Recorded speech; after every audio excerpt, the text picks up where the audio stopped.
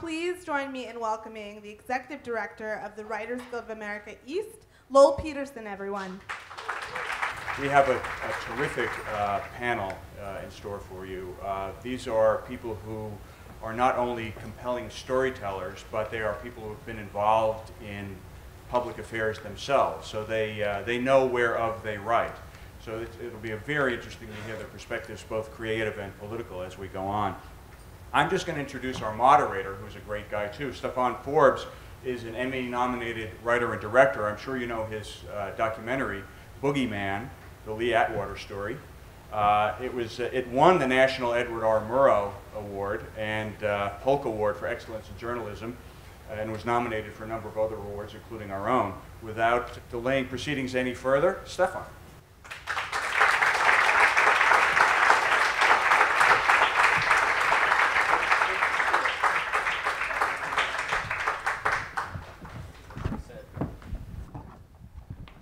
Hey, thanks for coming, everyone. Really excited to dig into some of the new TV we have going on here. And I think you pretty much know these guys, Beau, Willimon, big hand, ladies and gentlemen. Danny Strong, Joe Weisberg. Very honored to be here with these guys. I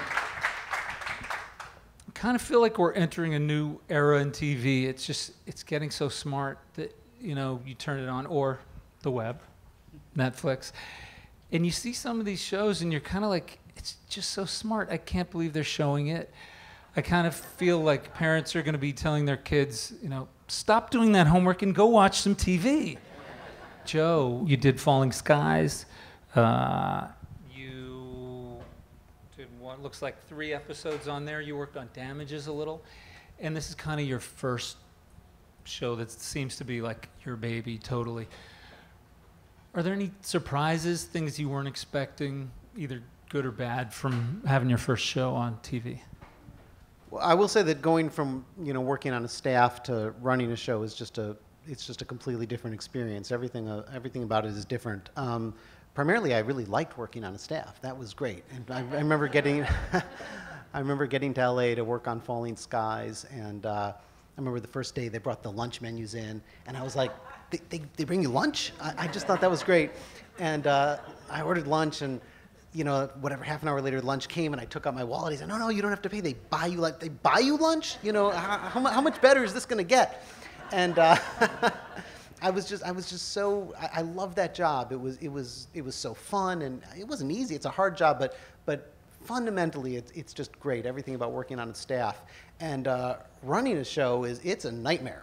I mean, it's just, I don't mean that I don't want to do it. I want to do it with almost every fiber of my being, but it's a killer. It's just really hard work, and it's not fun in the same way that being on a staff is. It's kind of crushes you day in and day out. So I was surprised by that. I wasn't expecting it. I thought working on staff is going to be fun. Running a show will be 10 times more fun, and I would say that has not been my experience. What were some of the concerns you had going into it? I know FX is looking for really challenging material, but were you worried that people might not be able to identify with communist bastards destroying our way of life? Yeah, early on, that was definitely one of our concerns. People, all of us asked early on, are people going to be willing to relate to people who are clearly the enemy and more specifically want to destroy the United States? And in a lot of our early meetings as we were developing the show, we asked ourselves, is there anything we could do about it? How much should we worry about it? Should we try to soften them up? Should we make sure that every episode they do one good thing or help one person or do one kind of decent thing? But, you know, FX is a dark network, and a lot of dark things happen there, and there didn't seem to really be any way to do that. There was this thing built in that Philip Jennings himself was sort of, you know, gravitating towards America. We thought that would help a little bit, but as much as he gravitated towards America, he was also killing Americans all the time, so that seemed to kind of negate all of that. And we kind of eventually we just threw our hands up and said we just have to hope it's going to work out.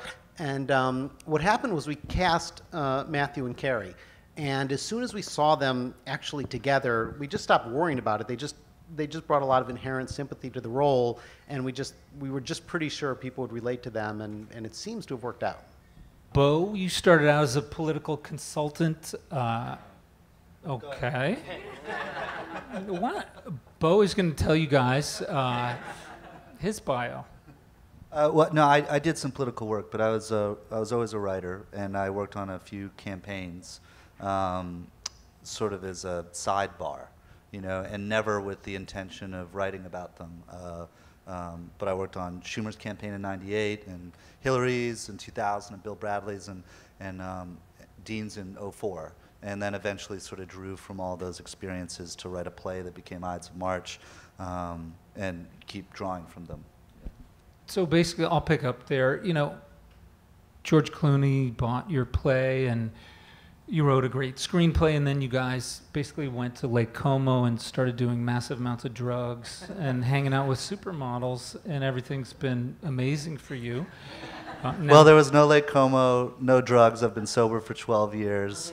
You know, but you know, keep trying. You're getting closer. No, no. You know, I was very lucky. I had started out in the theater. I always wanted to write for film and television, but it wasn't something that I counted on.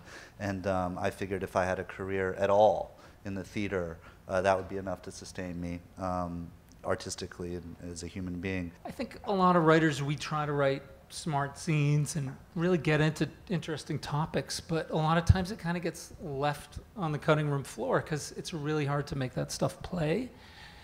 What have you learned about writing that kind of like super smart drama? How do you get through a scene and make that stuff happen? Well, I mean, that's the ultimate question, right? How do you write well?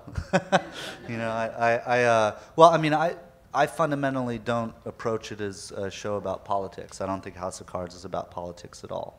I think all stories are political. I think that you know, you can look at 30 Rock and it's just as political as anything in House of Cards. And I don't, and I see the subject of House of Cards being about power. And power is something that we all experience in our daily lives, whether it's with our spouses or loved ones in the workplace. If someone butts in front of you in the cab line, what do? Do you say nothing? Do you yell at them? Do you punch them? You know, does that sit with you and then you scream at someone later in the day? These are all power dynamics, and I think if, you know, for me, I approach every scene in terms of, you know, what the power dynamics are instead of trying to, and the emotional impact of that, as opposed to trying to be smart. I mean, I think the moment you try to be clever or smart, you're doomed. Everyone knows Danny, I'm sure. I'd like to go back to Recount, which I think was kind of a seminal moment for TV in a lot of ways. Powerful screenplay, kind of showed us something we lived through in a really new way. What were some of your concerns going into that? And I know it was set up with Sidney Pollack. Can you tell us a little about how it changed when Jay Roach came on and sort of give us a little background on that movie? Well, it didn't change at all when Jay Roach came on because Sidney Pollack got sick and had to drop out 8 weeks before we were supposed to start shooting. And Jay Roach came on board the next day and took it over and went into production 2 months later. And had Jay not have done that, I don't think the film would have been made because we had this tiny window to make it because of hurricane season in Florida, and it was a real perfect storm of not happening until Jay stepped up. So it was pretty great. And he's an amazing guy, and you know I really love working with him. As far as what was the question about the challenges of what I was concerned about with Recount? Yeah. Well, it's so much information. There's so much information in that movie. I don't know if you've seen it, but the plot turns. I have. Good. The plot turns on manipulation of Florida election law. What the hell's Florida election law? People didn't even understand Florida election law that were involved in the recount, literally. So I had to get the audience to understand what they're talking about so that you can understand how this minutia is twisted so the plot can turn. And it was just an insane amount of exposition. Every scene is just filled with exposition. And how do you not make a scene entirely about exposition and making it dramatic? So that was the whole, I thought, kind of trick of the whole thing. I mean, once I figured out what the story was, that Ron Klain was the protagonist and James Baker wasn't really the antagonist, but was sort of like a co-protagonist, but a rival in the same way, that was kind of the big breakthrough with that particular story of, okay, this is how we're going to do it, the human element of it. There's an interesting moment where you suddenly kind of go into the world of the hanging Chad and the machine. You kind of, it's almost like a documentary would do. You just start going to cutaways of this machine with a Chad. Did you guys worry about that moment, kind of being just going to a totally new place in the middle of your movie? Did you feel you had to go there to show that on screen? Yeah, because it couldn't be more boring, right? I mean, a discussion of how the Chad ends up hanging. I mean, come on, you know? That scene was just death on the page. It was literally death. And the day before we shot it, Dennis Leary, demanded that I come to his trailer. Come to my trailer. He goes, this scene's not funny. Rewrite it. And I went, okay. So I did a pass on it the day before, and then I gave it to him. And I'm like, how's that? And he was like, which is encouraging. That's good. You're like, oh, I got to shrug. And then, but the key to it was, and then it actually was quite a bit funnier, And those guys, Dennis Leary and Kevin Spacey, were amazing in the scene. But there was the only way to make it work, I thought, was so that we could visualize it as work. I mean, that was all in the script, because how are you going to do that? I mean, it just couldn't be more drier. So that was the challenge of the whole movie. Every scene was like that. Well, how do you do this? How do you do this? And then we just did the best we could. Joe, did you guys make a conscious decision on your show too?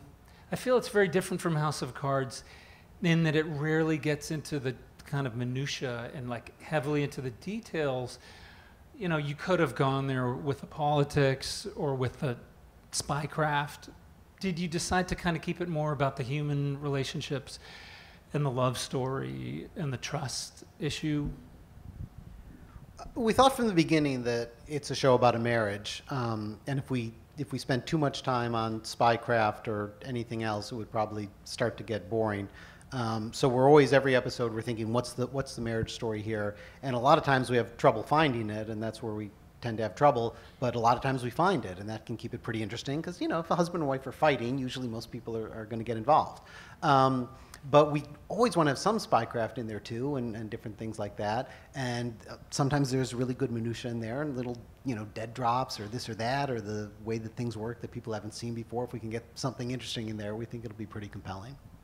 Beau, I think one of the moments again that really stood out to me was that teachers' union strike.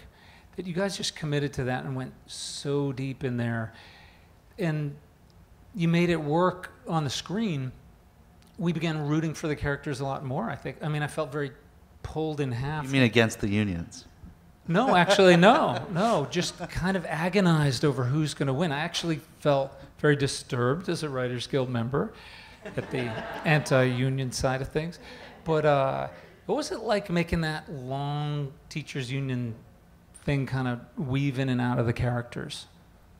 I mean, well, actually, our show, I feel, is about a marriage too. One of the very first things I said to Fincher when we first spoke about 3.5 years ago is that, I love the BBC original, but it's very much just about Francis and his wife. His counterpart is woefully sort of absent. And I knew we had Robin, and well, I didn't know when I first spoke to him that we would, but I really wanted to sort of show this mutual ascendancy in a very unorthodox marriage that in some ways is more successful than a lot of people's marriages, even though it didn't limit itself to the standard rules.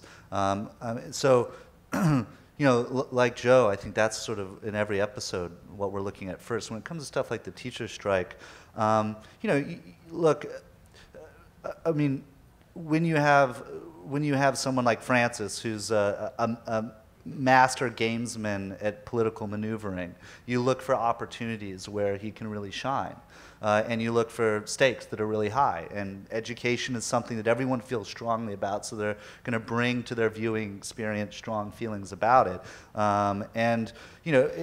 Francis himself is apolitical. He doesn't care about unions. He doesn't not care about unions. He doesn't have any ideology except unapologetic selfishness, which he says in his own sort of worldview is absolutely fine, because on the savannah there is no mercy. And if your goal is to be at the top of the food chain, you're not going to let ideology get in your way. So for him, if the unions had been something that were helping him, he would have been buddy-buddy.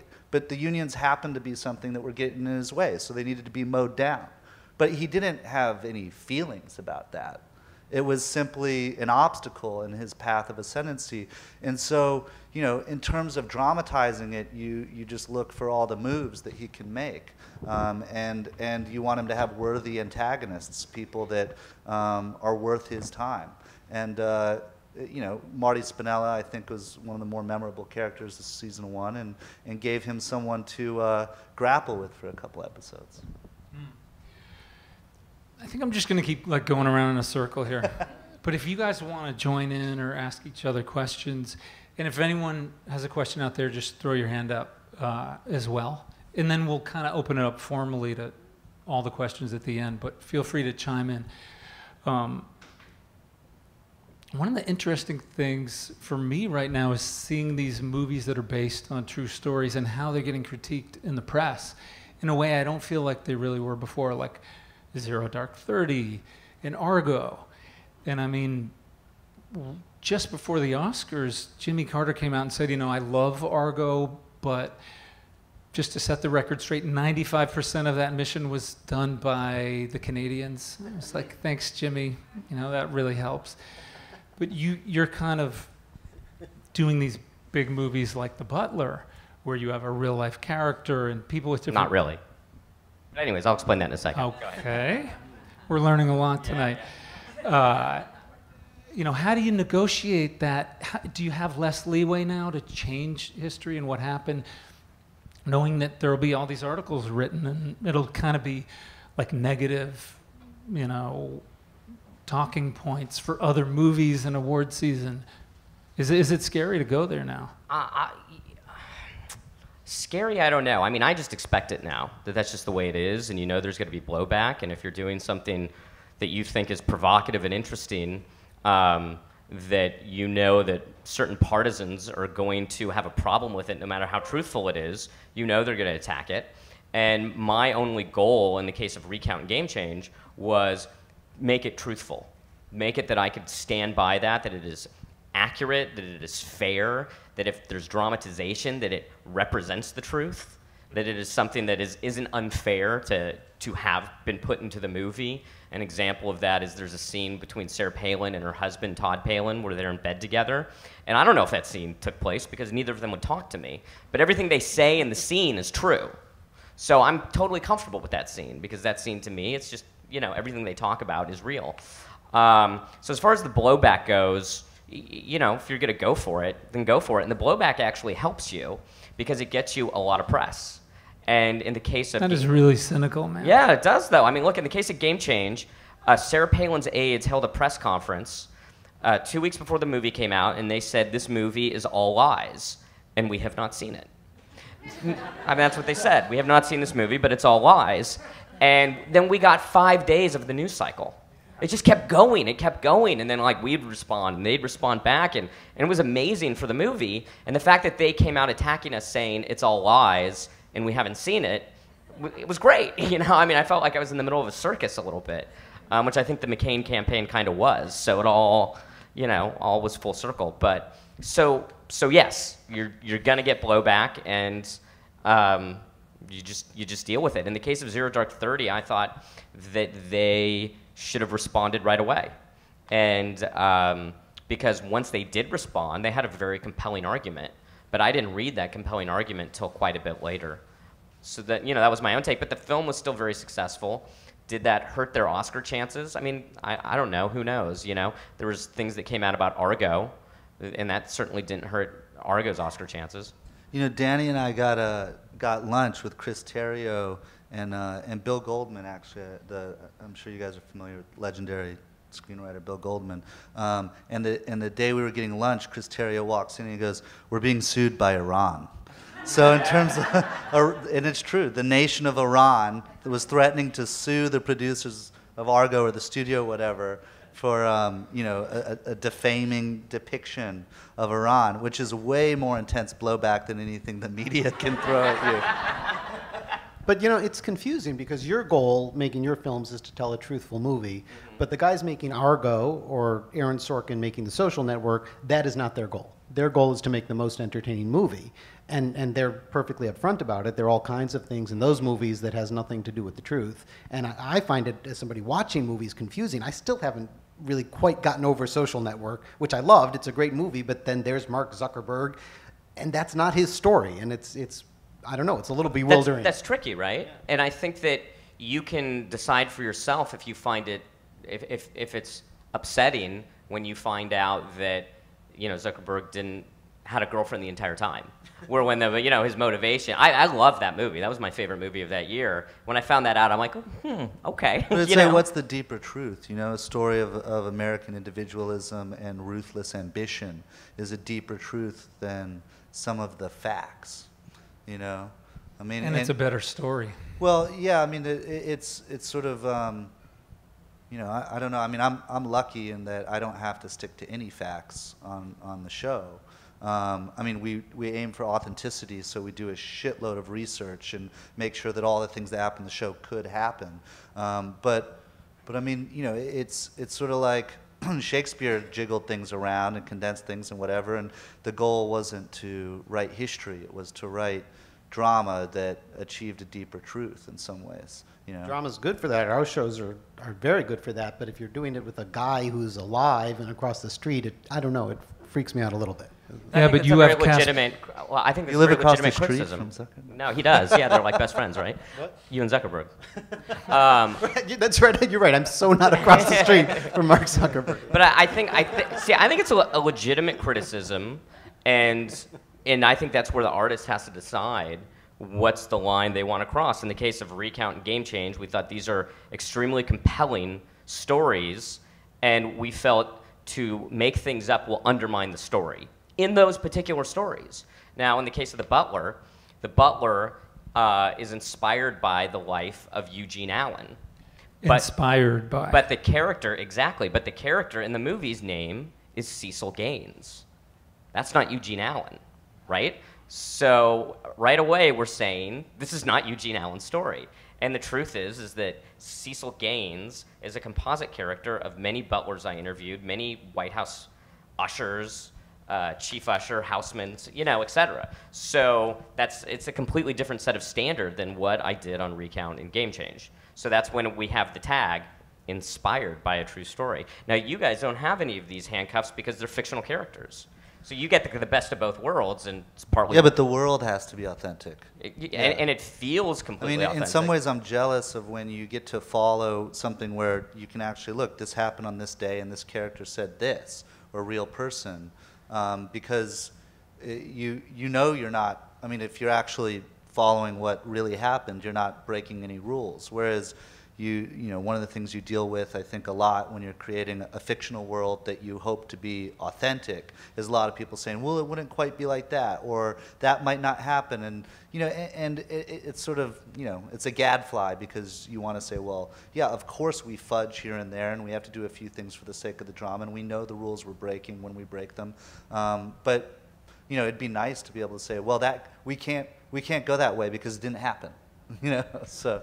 And you still actually, even if, because I have the same goal, which is to be authentic, but you still get, interestingly enough, held to the standard by a lot of people of 100% realism. People still complain about any facts being off or any things that strike them as unrealistic in any way. But it's interesting, John le Carré always says that he strives for authenticity versus realism, but that people take his novels as what the world of intelligence is actually like. So it's hard to not have the confusion no matter what you do. Well, you're also in an interesting gray area. Like, we'll be in Caspar Weinberger's study, seeing a bug get planted. We're hearing real things that happened when Al Haig said he was in charge, but it's not really what Russia was exactly thinking when that happened. It's kind of you're imagining how... Right, or was it? But no, when I watched that episode, I was like, oh, that's really interesting. Did Russia really think there was a coup because Haig came out and said, I'm in charge? I mean, is that the case, or no? You just rolled with it? We speculated. Yeah. And by the way, for me on the show, there's no answer that makes me happy or disappointed one way or the other. You know, so you saying that no, that's not true. I'm like, okay, this is a great episode. You know, I mean. But you know what? But we actually did find out that some people took that as fact, and then we were thought, oh, we got to. Should we be careful? Should we just go with it? It was interesting to see the responses, and then to wonder, do we have certain response? Even people on our own crew who were working with us thought that we were using facts, and we thought, oh, what should we do? Should we be more careful? It's interesting. Have you seen kind of a shift in this depiction in the popular view on the CIA since maybe the 70s and the time of Days of the Condor to Argo, where they're heroes and, you know, before they were this dark, sinister force? You know, how do you feel about the role of CIA and FBI in popular culture? Well, there's certainly, you know, in film, there was the 3 Days of the Condor. That seems to have been the pervasive view for a really long time, that the conspiracy theories of the CIA is evil and is trying to kill everybody, and the War on Terror seems to have shifted a lot of that view towards these are the heroes who are going to protect us, and I'm not sure if that's already starting to shift back. It's hard to follow it a little bit. Both views, to me, have very little I worked at the CIA for a couple of years, and my, you know, main thing that I took away was a feeling that I'd worked in a giant bureaucratic machine. So I would say that you know, the reality is a little closer to that than any of the Hollywood depictions. But and you know, as we look at your show, I gotta wonder, was the network scared at all of the 80s? I mean, period is more expensive. I mean, it isn't Jordache jeans and the big hairdos, but were they scared to go there at all, or did they embrace that specificity? My lowest moment was when I sat in a room with about 10 people from FX sitting around me, and I said, listen, I don't think we have to worry too much about the 80s because, you know, it really wasn't that long ago. And they all just looked at me and they were like, so, but no, they themselves, although they recognized what I didn't, which was it was a long time ago and it looked very different and it was going to be a production nightmare because anytime you go out on the street, you know, everything looks different and everyone looks different. But they weren't scared of it. They thought it would be a lot of fun to do it, and it has been. Beau, one of the exciting things you guys are doing, I heard you reference Shakespeare a little while ago, and again, that direct address thing, just looking right into the camera and saying something slimy and dastardly. Was there concern there that might not work, or did you guys go through a learning curve on how to play those moments and what kind of dialogue needed to be happening there? Well, we stole that from the BBC version. If you watch the BBC version, you'll see Ian Richardson turn to the camera and say slimy and dastardly things, I guess. We were never worried about it insofar as, I mean, it was one of the things that we wanted to do from the get-go. I mean, when we were kind of deciding what we were going to steal and what we weren't, there was never any question that we wanted to go that route. We thought it'd be one of the things that might elevate the show or set it apart and give us opportunities to access this character in ways that you might not normally be able to. It's tricky because you're breaking the fourth wall and you run the risk of pulling people out of the drama. So we knew first and foremost what you needed was a really fantastic actor to pull it off. So we knew Kevin could, and he did 9 months of Richard III on a world tour prior to production, so we knew he could pull off a soliloquy or an aside. And you know, in terms of the learning curve, yeah, I mean, there's plenty of direct addresses that never made their way into the show. You know, I tried all sorts of different things. I mean, I'm sort of the school that, you know, if you're gonna, you know, aim to fail, you know, like as long as you are always running the risk of failure, you might do something interesting. And but the flip side of that is you're going to fail a lot. And I certainly did with the direct addresses. You know, the ones that I think work the best are when he sort of presents a worldview or a political insight, or is just a sort of tongue-in-cheek throwaway that's there for entertainment value. I tried in the second half of the season to explore sort of real-time stream of consciousness thought, a man verbalizing his emotional state in real time as opposed to having that sort of 35,000-foot, you know, view, you know, distance. And they didn't work. They didn't work. I mean, some of them, sort of traces of them remain in the second half of the season. But whereas it works for Richard III, it works because he's about to die, you know, and it's the completion of his journey. And we weren't at the completion of this guy's journey, and it really just sort of diminished him.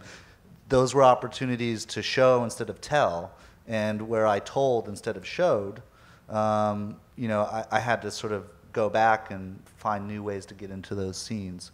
I mean, the proof is in the pudding. When you see them not working on screen in the editing room, it feels awful. I mean, if you can't fudge or like edit your way out of a direct address. If it's bad, it's fucking terrible.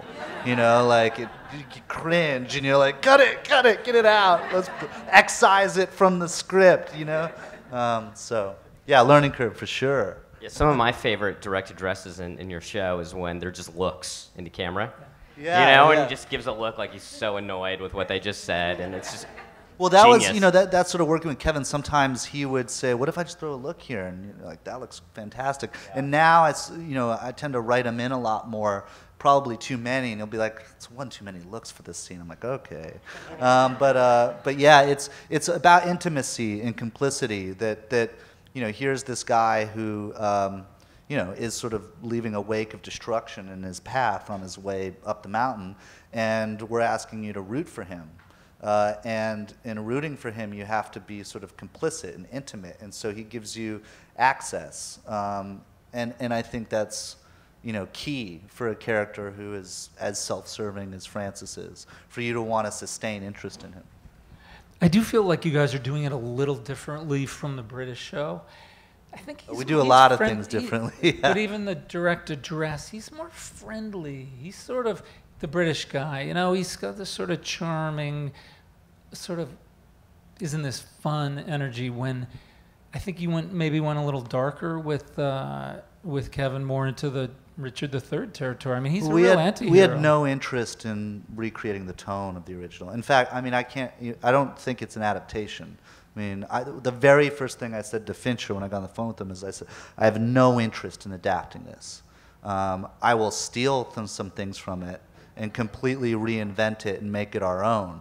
But I want to feel no way bound to it or nostalgic about it or, you know, or in any way feel like we're just doing an American version.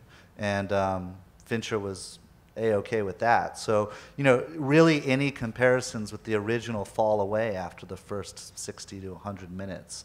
I mean, we took some archetypes.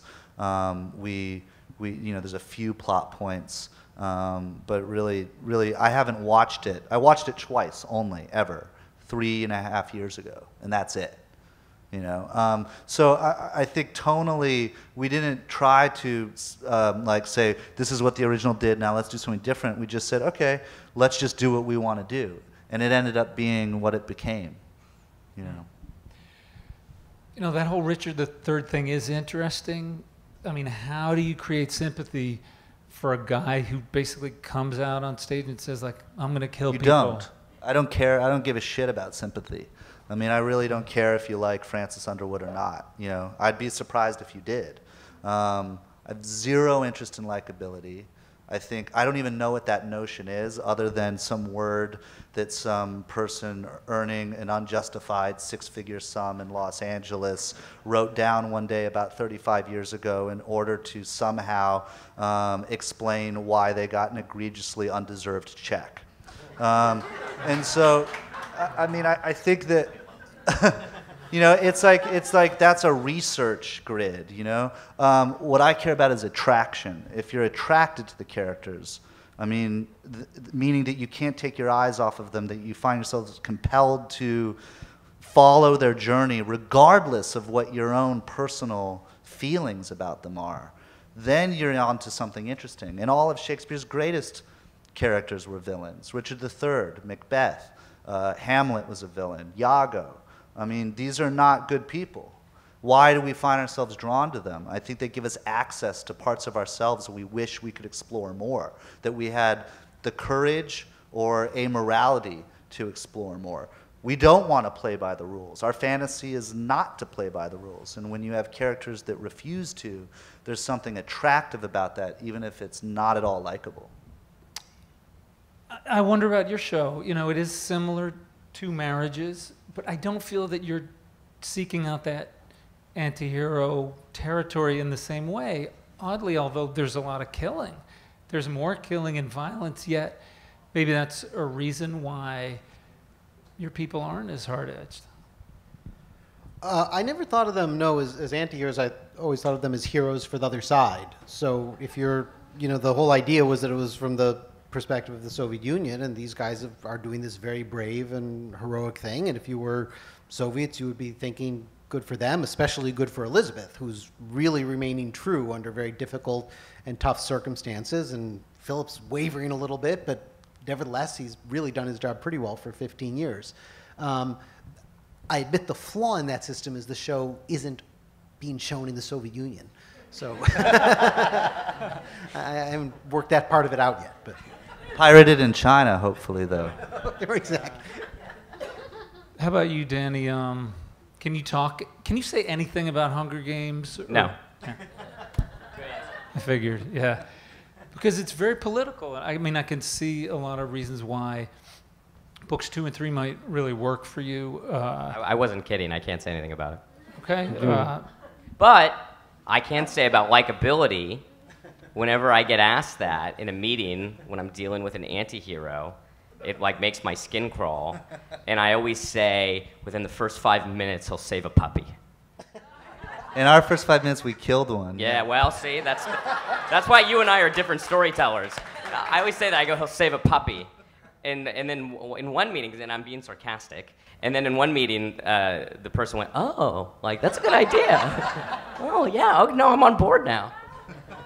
But I'm sorry, I didn't mean to cut you off. How do you... You did an amazing thing. You made James Baker seem likable, and I don't know how he did it. That's some black magic that... Because he's just fighting for his side. It's like, it's what you do on your show. And what you do on your show, he's fighting for his side, and he's really good at it. So you like him. Because he's great at what he's doing. And you know, as a Democrat, I think you're wishing that your side was doing what he was doing, and you respect him. Competence is attractive. Yeah, competence is. You know, James Baker liked the movie so much that he threw a premiere for us in Texas. True story. And going back to our friend Jimmy Carter, he came to the premiere and he did a Q&A, and he did the same thing to me in front of this audience that he did to Argo, where he just like threw us under the bus. You know. I have a Nobel Prize. Yeah. No, he said it was like the whole thing was almost over. This Q&A that him and Baker did was almost over. And at the time, there was a controversy because Warren Christopher had attacked the movie, not Sarah Palin's aides. And he and Jimmy Carter said, I just want to say this movie was very fair to Warren Christopher. And it was literally like pouring gasoline on like everything we were dealing with. I couldn't believe it. But anyways, I love him. But, you know, I'm going to press you guys a little here, because whatever you want to call it, you know, relatability or attraction or whatever your word is for getting into... We've already lost someone. Yeah. We're failing. Let me tell you about how Hunger Games ends. No, she's still leaving. We're going to get to the clips really soon. Whatever you want to call it that sucks you into a character, what else do you need besides competence? How do you guys think about that? How do you get people on board? How do you make them want to watch? That's a good question. Thank you. How do you make... I mean, it's usually bigger. Like, I usually don't think about that in such a specific way because I'm thinking about much bigger global issues. Like and I'm hunger, thinking, famine. No, I'm thinking about, like, what does this character want? Why can't he get it? And what is he up against? And I'm constantly thinking about the sources of antagonism. You know, how big are those sources of antagonism that are in the way of what the character is trying to get? Because to me, that is defining who this character is, how he's or she is dealing with these sources of antagonism. And in the case of Game Change, Sarah Palin, for most of the movie, was as much a protagonist as Steve Schmidt. And the source of antagonism, and this was how I approached it in Game Change, was not Sarah Palin, it was what Sarah Palin did not know. So what she didn't know was her own antagonist. Talk about a global issue but there. that's pretty interesting. I mean, I thought it was interesting, I don't know. But I mean, so that's what she's fighting against the whole movie. is what she doesn't know. And you know, people talked a lot about how it was sympathetic, and I think because we've all been in that situation.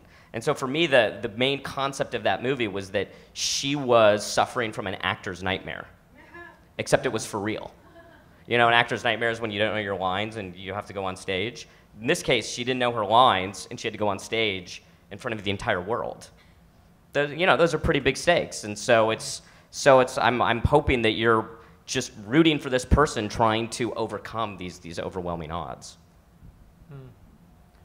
Did you bring a clip today? I don't know. I brought a DVD, but Do we have anything queued we up had back trouble. I had some trouble getting here. I went to the 92nd Street Y on Lexington in 92nd. And I live right by here, which is particularly funny. So Joe actually came up with an idea. Why don't you tell him about it, Joe? I just, you know, I don't want to create any problems, but I thought if we just made this the Tribeca 92nd Street Y, that would probably never happen again. Yeah. Joe, come on. Huh? I probably won't be invited back now, but. So do we have something? I don't know what it is. It's her on the airplane in Game Change. Yeah, I think it was a different airplane Okay. scene, but So we could start with House of Cards then. Yeah, let's do let's House do of that. Cards. I love that show.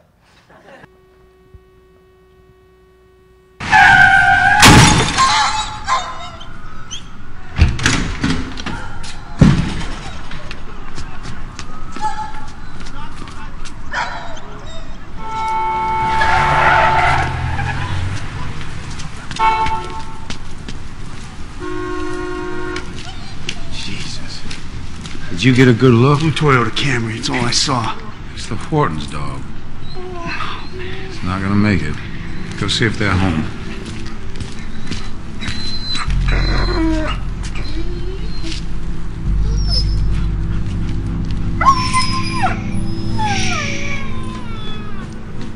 It's okay. There are two kinds of pain. Sort of pain that makes you strong, or useless pain. Sort of pain that's only suffering. I have no patience for useless things. Moments like this require someone who will act. Will do the unpleasant thing, the necessary thing.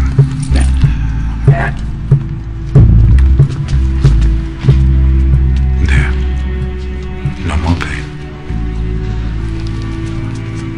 It was a hit and run. I'm awfully sorry. Must have jumped over the fence again. Look, Steve is going to file a report on the car, and he'll put his people on it. We'll track them down.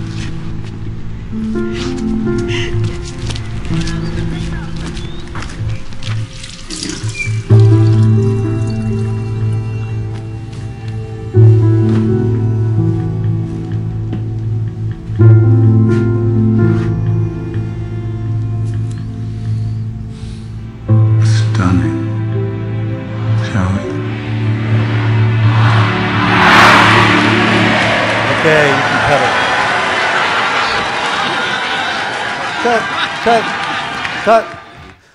Originally, the part where we just cut, which is the New Year's Eve ceremony, where Francis sort of introduces some of the main characters and sets the stage and says, "Welcome to Washington."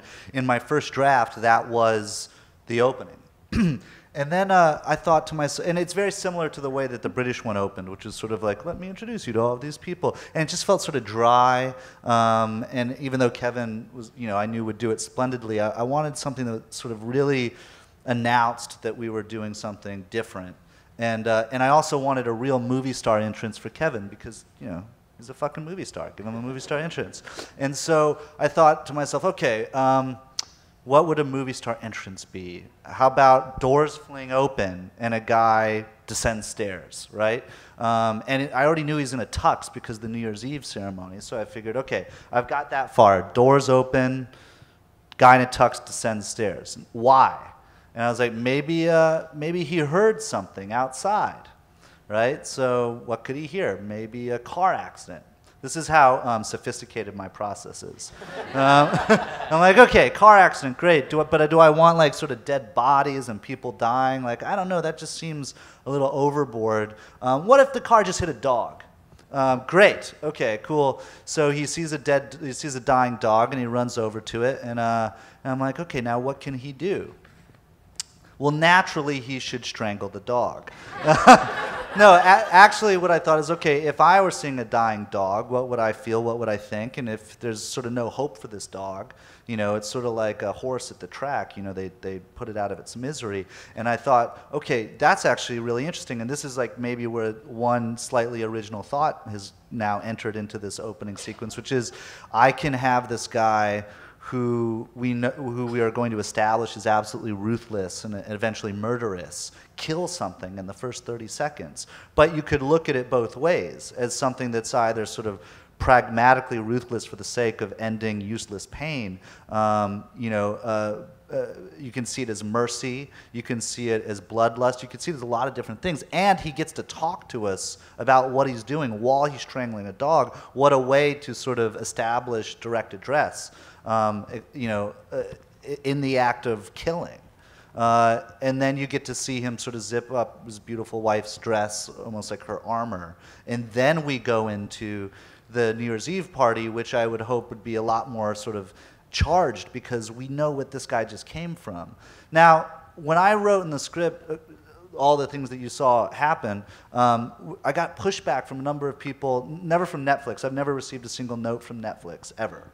But sort of within the production, like, you can't kill a dog. You can kill as many human beings as you want, but you can't kill an animal, especially a dog. And I was like, really? They're like, no, way worse, way worse. You're going to lose half your viewers in the first 30 seconds if you kill a dog. They were like, they would whisper when they said it because it was so provocative, you know, like a notion. So I go to David and I'm like, so David, I don't know. A lot of people are saying we're going to lose in our first 30 seconds, we'll lose half our viewers.